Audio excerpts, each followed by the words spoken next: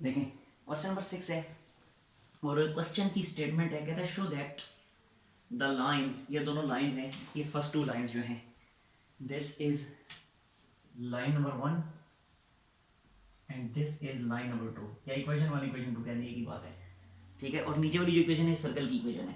कहता है show that the lines line 1 and line 2 are tangents to circle. कहता है प्रूव करें कि ये वो दोनों लाइन 1 और लाइन 2 जो है सर्कल पे टेंजेंट है। अब सर्कल पे टेंजेंट हम कैसे प्रूव करेंगे? देखें टेंजेंट लाइन एक दो फिर मैं आपको ड्रॉ करके दिखाता हूँ। ये सर्कल है, ये सर्कल का सेंटर है, ठीक है।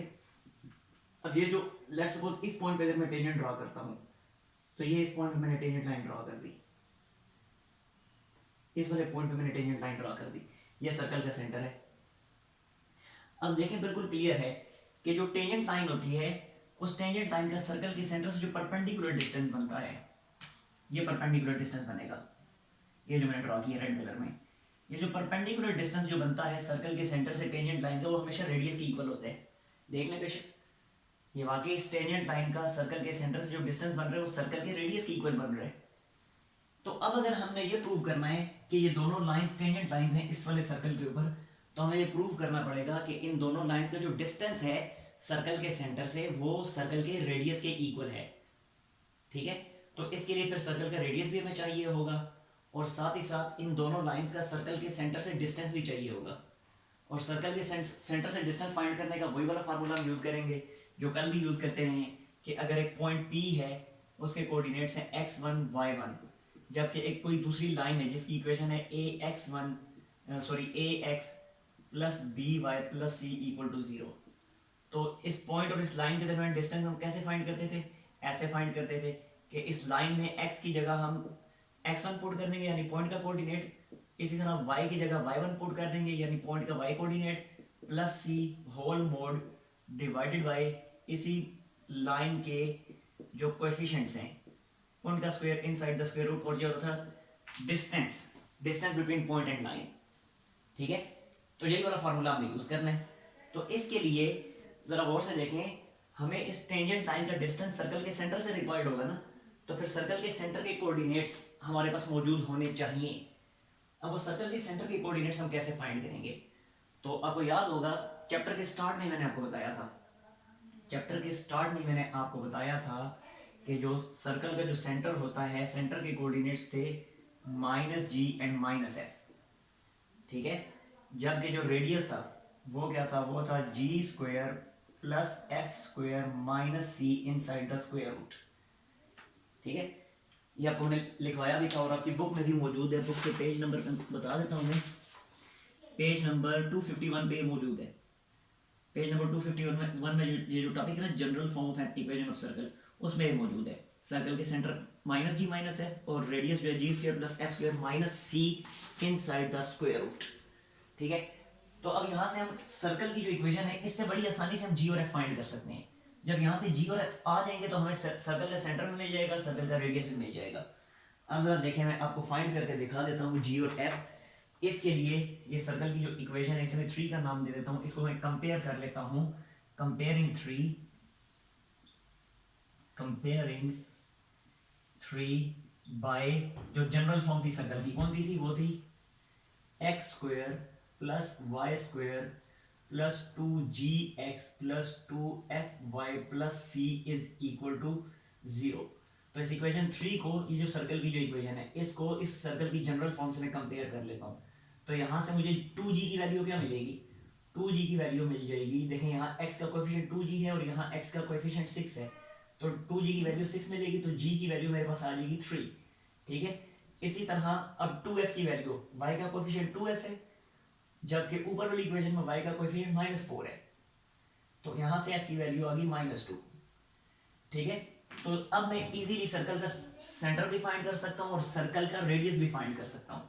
तो देखें centre of circle, centre of circle क्या बनेगा? Centre of circle -g -f, वो फॉर्मूला लिखा हुआ है -g -f, यानी g की वैल्यू 3 तो ये बनेगा -3 और f की वैल्यू -2 है तो ये बनेगा 2, -f है तो 2 बन जाएगा। ये सर्कल का सेंटर आ गया। अब सर्कल का रेडियस भी फाइंड कर लेते हैं। तो रेडियस का भी ये फॉर्मूला लिखा हुआ है, radius of circle radius of circle will be equal to G square plus F square minus C inside the square root. Directly values put करनी, जी की वैल्यू थी 3, एफ की थी -2, तो ये 3 का स्क्वायर 9 हो जाएगा और -2 का स्क्वायर 4 हो जाएगा, माइनस सी की वैल्यू यहाँ पे देखें जरा, यहाँ सी है और यहाँ पे कोई कांस्टेंट टर्म मौजूद नहीं है। ठीक है, जब इनको कंपेयर करेंगे हम इस सर्कल की इक्वेशन को इस वाली जनरल फॉर्म के साथ कंपेयर करेंगे तो देखें यहाँ कांस्टेंट टर्म सी मौजूद है, लेकिन ऊपर वाली इक्वेशन में कांस्टेंट टर्म मौजूद नहीं है, तो इसका मतलब है सी की वैल्यू फिर क्या होगी, सी की वैल्यू हुई 0। या मैं यहाँ लिख भी देता हूँ सी इज इक्वल टू 0। ठीक हो गया, इनसाइड द स्क्वायर रूट। तो ये रेडियस किसके इक्वल आ गया, रेडियस आ गया स्क्वायर रूट ऑफ 13 के इक्वल। तो ये हमें सर्कल का रेडियस भी पता चल गया, सर्कल का सेंटर भी पता चल गया। अब हम क्या करेंगे, अब हमने सिंपली ये करना है कि जो टेंजेंट लाइन है, इस टेंजेंट लाइन का सर्कल के सेंटर से डिस्टेंस फाइंड कर लेना है। अगर टेंजेंट लाइन का सर्कल के सेंटर से डिस्टेंस इस रेडियस के इक्वल आ गया तो इसका मतलब है ये लाइन टेंजेंट प्रूफ हो जाएगी। अभी ये टेंजेंट नहीं है, अभी टेंजेंट प्रूफ नहीं हुई, अभी जस्ट हमें गिवन है कि दिस इज अ लाइन। इन दोनों को बारी बारी, ये दोनों जो है इन दोनों को ये कहा गया दीज आर लाइंस। अभी ये नहीं कहा गया कि दीज आर टेंजेंट लाइंस, हमें कहा जा रहा है कि आप प्रूव करें दीज आर टेंजेंट लाइंस। तो हमने फिर इनका डिस्टेंस जो सर्कल के सेंटर से बनता है वो इस रेडियस की इक्वल प्रूव करना है। ठीक है, तो पहले लाइन नंबर 1 को मैं टेंजेंट प्रूव करता हूं। तो फॉर लाइन नंबर 1, तो देखें लाइन नंबर 1 को अगर मैंने टेंजेंट प्रूव करना है तो लाइन नंबर 1 का डिस्टेंस मुझे सर्कल के सेंटर से रिक्वायर्ड होगा। तो ये मैं लिख देता हूं डिस्टेंस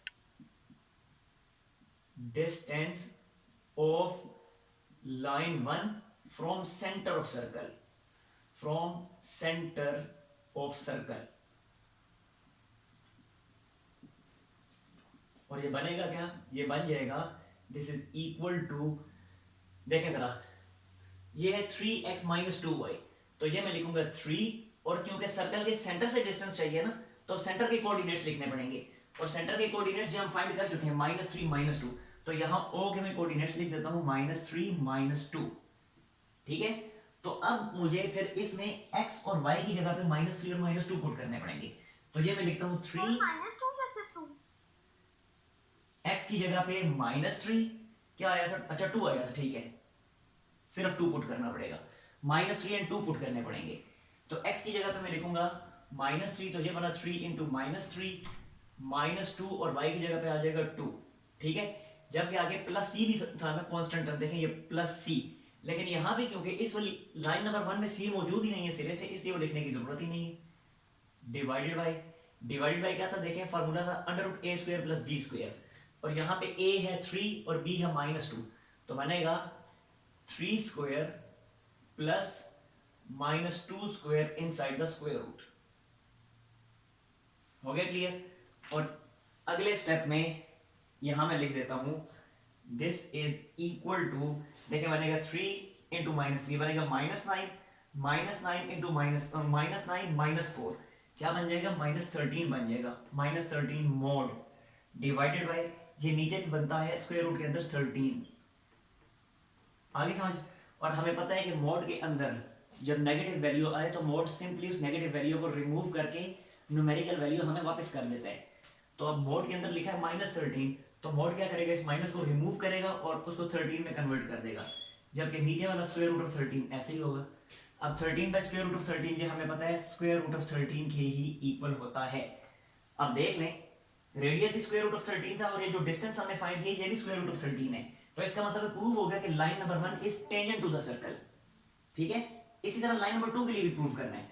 ऐसे करें कि क्योंकि ये मैंने रिमूव करना है, अब इसका स्क्रीनशॉट ले लें राइट साइड पे जो हो गया।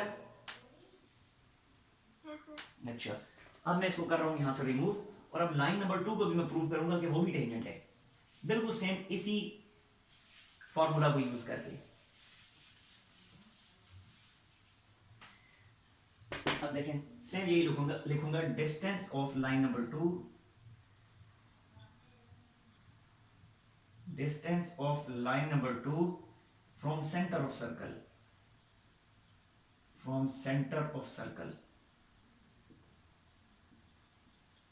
और ये क्या बनेगा, this is equal to, again देखें लाइन नंबर 2 ये है, तो 2x + 3y - 13, तो ये लिखा जी 2x की जगह पे क्या आ जाएगा सर्कल के सेंटर के कोऑर्डिनेट्स, सर्कल के सेंटर का एक्स कोऑर्डिनेट जो कि है -3, तो ये लिखा 2 इंटू -3, आगे है +3y, तो ये लिखा मैंने +3 और y की जगह पे y की वैल्यू सर्कल के सेंटर का y कोऑर्डिनेट 2, ये आ गया 2, ठीक है। और आगे था -13, तो ये लिख दिया -13 और ये आ गया मॉड डिवाइडेड बाय क्या होता है a square plus b square inside the square root.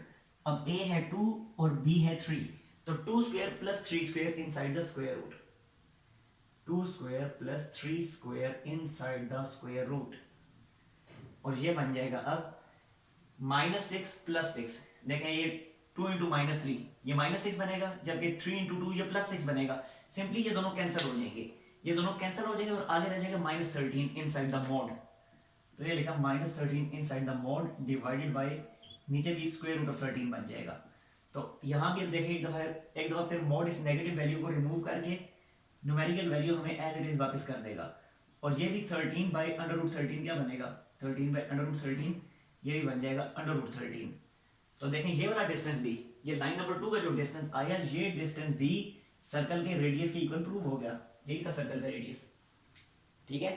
तो आखिर में लिख दें कि as distances of line number 1 and line number 2 are equal to radius of circle, so these lines are tangent to circle, ठीक है। यहां चलिए मैं लिख भी देता हूं, as distances of line 1 and line 2 from center of circle, from center of circle, बस अब understood है, from center of circle are equal to radius, are equal to radius, so these lines are tangents to circle, so these lines are tangents, space खत्म हो गया तो बस understood है, are tangents to circle. अब इस पूरे का लेने स्क्रीनशॉट, और अगर कोई इशू है तो पूछ लें।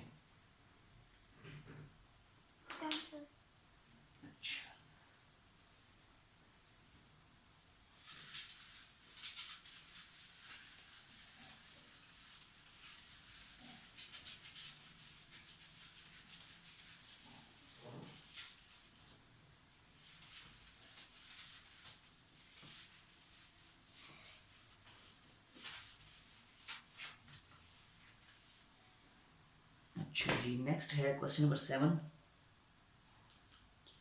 क्वेश्चन 7 है, यहाँ पे 2 सर्कल्स गिवन है हमें। देखिए जी, सर्कल फर्स्ट सर्कल है x² प्लस वाई स्क्वायर। हाँ जी सर, जी जी बोलें। क्वेश्चन 7 नहीं है। क्वेश्चन 7 नहीं है, क्वेश्चन 7 नहीं है। ठीक है, क्वेश्चन 8 है। नो सर, क्वेश्चन 8 है ना? 8 है। अच्छा, yes sir. x² plus y square plus 2x minus 8,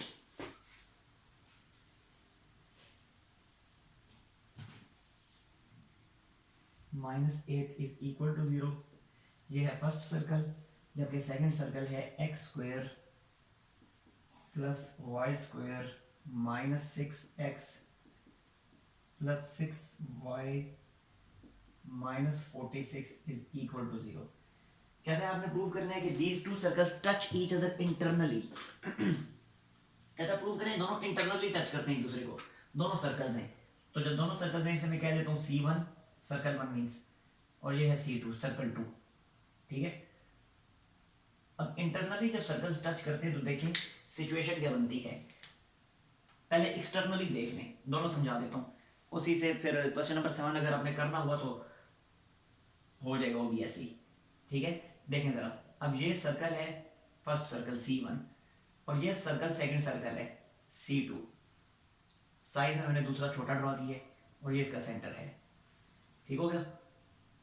अब देखें ये सर्कल्स जो एक्सटर्नली टच कर रहे हैं, ये दोनों सर्कल्स, तो ये दोनों सर्कल्स जब इस एक्सटर्नली टच कर रहे हैं तो बिल्कुल क्लियर है कि देखें ये सर्कल का रेडियस है, ये फर्स्ट सर्कल का रेडियस है इतना, जिसको मैं R1 का नाम दे देता हूँ, और ये सेकंड सर्कल का रेडियस है ये वाला, इसे मैं R2 का नाम दे देता हूँ। और ये जो है ये और ये इन सर्कल के सेंटर्स हैं, ये O1 है और ये O2 है। ठीक है, तो बिल्कुल क्लियर है कि जब सर्कल्स एक्सटर्नली टच करते हैं तो इनके जो रेडियस का सम बनता है that will be equal to distance between their centres. ठीक है, कि जब सर्कल्स एक्सटर्नली टच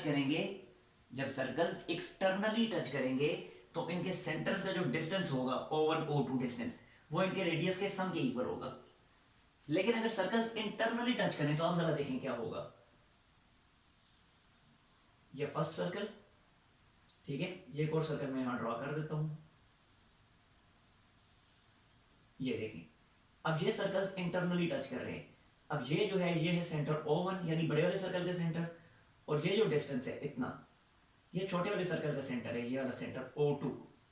ठीक है, अब देखें जरा गौर से तो इतना डिस्टेंस जो बनता है O1 से लेके इस बाउंड्री तक का, ये है बड़े वाले सर्कल का रेडियस R1।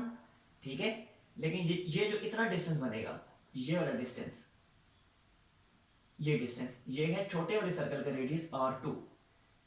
अब बिल्कुल क्लियर है कि ये जो इतना जो बाकी डिस्टेंस रह गया इन दोनों सर्कल्स के सेंटर्स के दरमियान, ये जो डिस्टेंस है, ये वाला डिस्टेंस, ये जो रेड कलर में जो मैंने ड्रॉ की है, ये डिस्टेंस जो है, ये डिस्टेंस इन दोनों के सेंटर्स O1 और O2 के दरमियान का डिस्टेंस है ना। तो बिल्कुल क्लियर है यहां से कि O1 O2 डिस्टेंस जो बनेगा वो इक्वल होगा R1 माइनस R2 के, यानी इनके रेडियस के डिफरेंस के इक्वल। ठीक है, कि जब सर्कल्स इंटरनली टच करते हैं तो इनके सेंटर्स का जो डिस्टेंस होगा that will be equal to difference of their radii. ये बात समझ आई या नहीं आई? आइए सर। अच्छा, अब यहां हमने क्योंकि ये प्रूव करना है क्वेश्चन 8 में कि आप ये प्रूव कर रहे हैं कि ये दोनों सर्कल्स एक दूसरे को इंटरनली टच करते हैं। तो जब इंटरनली टच करते हैं तो हमने ये प्रूव करना है कि इनके जो सेंटर्स का जो डिस्टेंस है वो इनके रेडियाई के डिफरेंस के इक्वल है। अब उसके लिए डेफिनेटली हमें इन दोनों सर्कल के सेंटर्स भी जरूरत पड़ेंगे, O1 और O2, और इन दोनों सर्कल के रेडियाई R1 और R2 ये भी हमें जरूरत पड़ेंगे। तो पहले मैं सर्कल C1 जो है इसके सेंटर और इसके रेडियस फाइंड कर लेता हूं, और फार्मूला फिर वही यूज होगा कि centre will be equal to minus g minus f और radius will be equal to under root g square plus F square minus C inside the square root.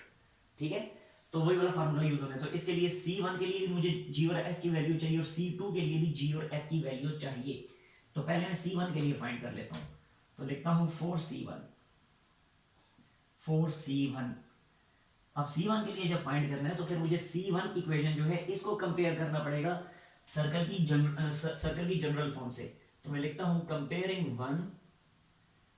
Comparing C1 with, किसके साथ compare करना है, with x square plus y square plus 2gx plus 2fy plus c equals to 0। अब यहां से देखें, जब मैं उस इस C1 को कंपेयर कर रहा हूं इसके साथ, तो 2g की वैल्यू क्या आएगी, 2g की वैल्यू आ जाएगी 2, यहां से g की वैल्यू फिर बन जाएगी 1। ठीक है, इसी तरह से 2f की वैल्यू क्या आएगी, 2f। अब देखें यहाँ पे 2fy मौजूद है ना, y का कोएफिशिएंट 2f होता है, वहां पे तो सिरे से y मौजूद ही नहीं है, y पावर 1 के साथ मौजूद नहीं है। तो जब y पावर 1 के साथ मौजूद नहीं है तो फिर इसका मतलब है कि 2f will be equal to 0, और यहां से f की वैल्यू क्या आ जाएगी, f की वैल्यू आ जाएगी 0, और यहां से c की value, c will be equal to -8। ठीक है, तो अब इस सर्कल C1 के लिए मैं सेंटर फाइंड कर लेता हूं। तो अब सेंटर क्या होगा सर्कल C1 का, सेंटर जिसको मैं O1 का नाम दे देता हूं, सेंटर होगा मेरे पास -g माइनस f, और -g क्या है, देखें g की वैल्यू है 1, तो ये बनेगा फिर -1 0। ठीक है, ये सेंटर आ गया। अब रेडियस चाहिए, तो radius will be equal to r and that will be equal to g square plus f square minus c inside the square root. अब ये वैल्यूज पुट कर दें, g की वैल्यू -1 है तो ये बनेगा -1 का स्क्वायर, f की वैल्यू 0 है तो बनेगा 0 का स्क्वायर जो कि 0 ही होगा, और माइनस के साइन के बाद c की वैल्यू -8 तो माइनस इंटू माइनस प्लस 8 हो जाएगा। ठीक है, तो ये हमारे पास फिर बनेगा, ये हमारे पास आ जाएगा रेडियस इसका simply radius will be equal to, और इस रेडियस को r1 का नाम में देता हूँ, ठीक है, क्योंकि फर्स्ट सर्कल का रेडियस है। सिर्फ r नहीं मैं लिखता, मैं लिखूंगा r1। तो ये r1 मेरे पास फिर आ गया 8, और ये -1 का स्क्वायर +1 बनेगा, 8 + 1 9, और स्क्वायर रूट ऑफ 9 3 के इक्वल होता है, ठीक है। तो ये पहला वाला जो सर्कल है ये मेरे पास उसके सेंटर के भी कोऑर्डिनेट्स आ गए और उसका रेडियस भी आ गया। अब इसी तरह सेकंड सर्कल के लिए मैं ये चीज फाइंड करूंगा। तो देखें फॉर C2,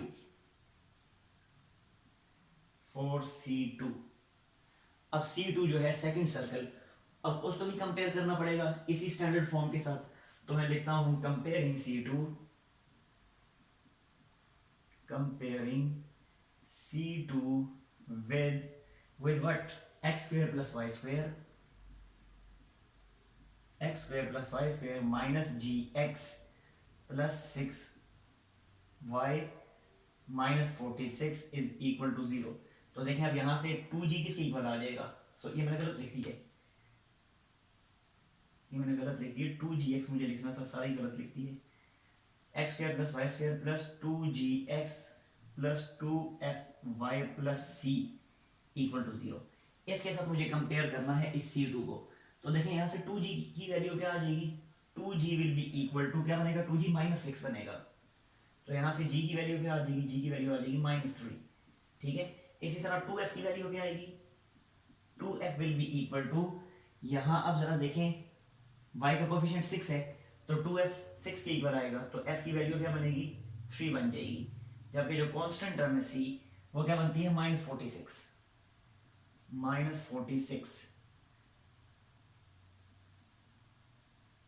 ठीक है। ये सर्कल C2 के लिए हमने G, F और C फाइंड कर लिए। अब सर्कल C2 का सेंटर देखें जरा, सेंटर क्या बनेगा सर्कल C2 का, नाउ सेंटर जिसको मैं O2 का नाम दूंगा, सेंटर O2 -G -F, मतलब G था -3, तो -G का मतलब हो जाएगा ये 3, और -F का मतलब हो जाएगा -3, ठीक है। ये सेंटर आ गया। अब रेडियस देख लें, रेडियस R2, डायरेक्टली R2 में लिख लूंगा, यानी सर्कल C2 का रेडियस तो बनता है वो बनता है g का स्क्वायर प्लस f का square minus c inside the square root, जो कि बन जाएगा this is equal to, g की वैल्यू है -3, तो -3 का स्क्वायर प्लस f की वैल्यू 3 है तो 3 का स्क्वायर माइनस c की वैल्यू क्या है -46, तो वो माइनस इस माइनस के साथ मिलकर बनेगा +46, ठीक होगा। अब अगले स्टेप में जरा देखें, बनेगा 3 का स्क्वायर 9, 3 का स्क्वायर 9, 9 + 9 18, और 18 + 46 बनता है 64, और 64 का स्क्वायर रूट बनता है 8। ये हमने सर्कल C2 का रेडियस भी फाइंड कर लिया। अब हमें सिंपली क्या चाहिए, हमें चाहिए इन दोनों रेडियस का डिफरेंस। देखें R1 - R2, ये डिफरेंस हमें चाहिए, और साथ ही साथ दोनों सेंटर्स का डिस्टेंस चाहिए O1 O2, यानी ये O1 आया है हमारे पास -1 0, और ये O2 आया है 3 - 3। इस पे हमने डिस्टेंस फार्मूला अप्लाई करके O1 O2 फाइंड कर लेने, ठीक है। इस तरह करें कि इसका आप लें स्क्रीनशॉट, मैं उसको रिमूव करके वहां पे फिर करता हूँ कंप्लीट इसको। Done sir. ये फार्मूला में लिखा रहने देता हूँ और बाकी ये सब कुछ रिमूव कर रहा हूँ। देखें जरा, फार्मूला के मुताबिक O1 O2 डिस्टेंस मुझे चाहिए, तो मैं O1 और O2 में डिस्टेंस फार्मूला अप्लाई करने वाला हूँ। तो ये लिखा O1 O2 distance will be equal to inside the square root। देखें O1 O2, ये है O1, तो बनेगा -1 -3 का होल स्क्वायर प्लस का साइन, फिर बनेगा 0 माइनस इंटू -3 यानी 0 + 3 इनसाइड द स्क्वायर रूट, ठीक हो गया। अब ये बन जाएगा -4 का स्क्वायर प्लस 3 का square inside the square root, और सिंपली बनेगा 16 + 9 25, और 25 इनसाइड द स्क्वायर रूट बन जाएगा 5। O1 O2 डिस्टेंस हमारे पास 5 आ गया। अब R1 - R2 देखिए जरा क्या बनेगा, R1 - R2, तो देखें R1 क्या आया था हमारे पास, R1 हमारे पास आया था 3, ठीक है, किधर गया R1 3, ठीक है। अच्छा देखिए इससे कोई फर्क नहीं पड़ता कि R1 - R2 लिखें या R2 - R1 लिखें, इसलिए फर्क नहीं पड़ता क्योंकि हमें नहीं पहले पता था कि कौन से वाला सर्कल जो है वो बड़ा सर्कल है, किस सर्कल का रेडियस बड़ा है। इसलिए हम यहाँ पे R1 माइनस R2 लिखें या R2 माइनस R1 लिखें, एक ही बात है। और इसको बैलेंस करने के फिर बेहतर ये कि यहाँ पे मोड इस्तेमाल कर लें, मोड इस्तेमाल करने ज़्यादा बेहतर हो जाएगा। अब यहाँ पे जब अगर मोड के अंदर नेगेटिव वैल्यू बनी तो मोड उसको पॉजिटिव बना देगा, समझिए बात की।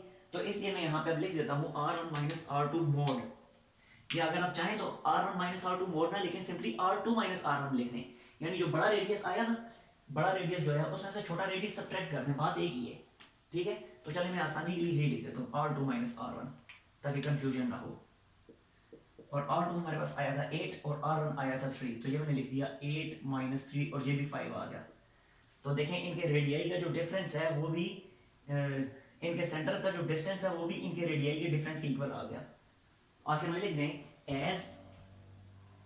As O1 O2 distance equals to R2 minus R1, so circles touch each other internally, circles touch each other internally, और यही हमने प्रूव करना था।